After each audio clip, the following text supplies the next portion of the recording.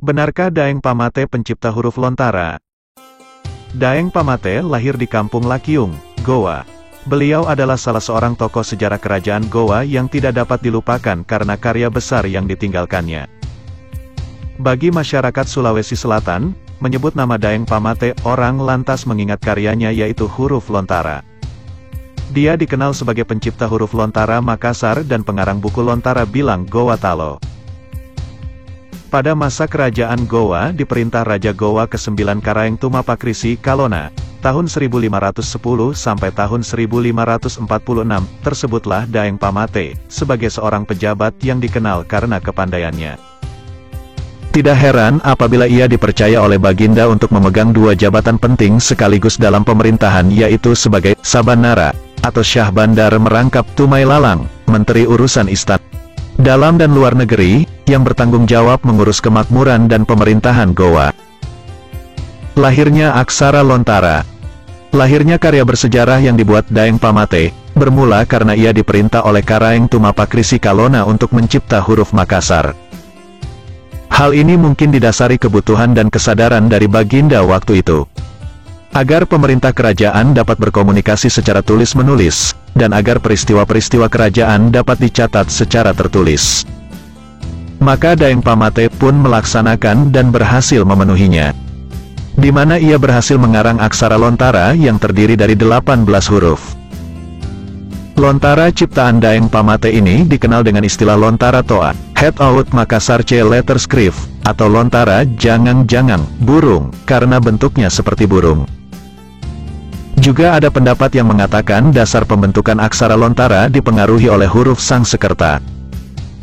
Kemudian lontara ciptaan Daeng Pamate ini mengalami perkembangan dan perubahan secara terus-menerus sampai pada abad ke-19. Perubahan huruf tersebut baik dari segi bentuknya maupun jumlahnya, yakni 18 menjadi 19 dengan ditambahkannya satu huruf yakni H sebagai pengaruh masuknya Islam. Dari lontara jangan-jangan ke belah ketupat. Jenis aksara lontara yang pertama sebagaimana disebutkan di atas adalah lontara jangang-jangang atau lontara toa. Aksara itu tercipta dengan memperhatikan bentuk burung dari berbagai gaya. Seperti burung yang sedang terbang dengan huruf K, burung hendak turun ke tanah dengan huruf Nga, bentuk burung dari ekor, badan dan leher dengan lambang huruf Nga. Lontara jangang-jangan ini digunakan untuk menulis naskah perjanjian bungaya. Kemudian akibat dari pengaruh agama Islam sebagai agama kerajaan Goa, maka bentuk huruf pun berubah mengikuti simbol angka dan huruf Arab.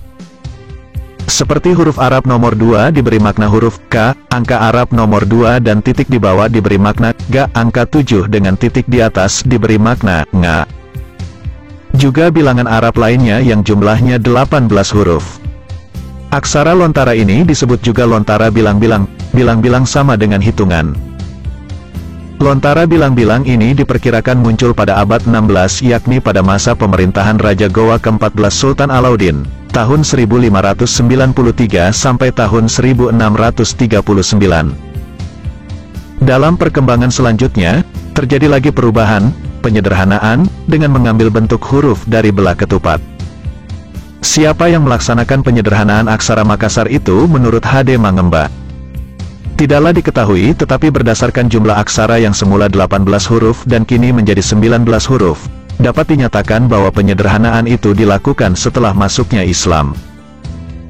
Huruf tambahan akibat pengaruh Islam dari bahasa Arab tersebut, huruf H. Dalam versi lain Matulada berpendapat bahwa justeru Daeng Pamate jugalah yang menyederhanakan dan melengkapi lontara Makassar itu, menjadi sebagaimana adanya sekarang. Dari ke-19 huruf lontara Makassar itulah, kemudian dalam perkembangannya untuk keperluan bahasa Bugis ditambahkan 4 huruf, yaitu Engka, Empa, Nra dan Engka sehingga menjadi 23 huruf sebagaimana yang dikenal sekarang ini dengan nama aksara lontara Bugis Makassar.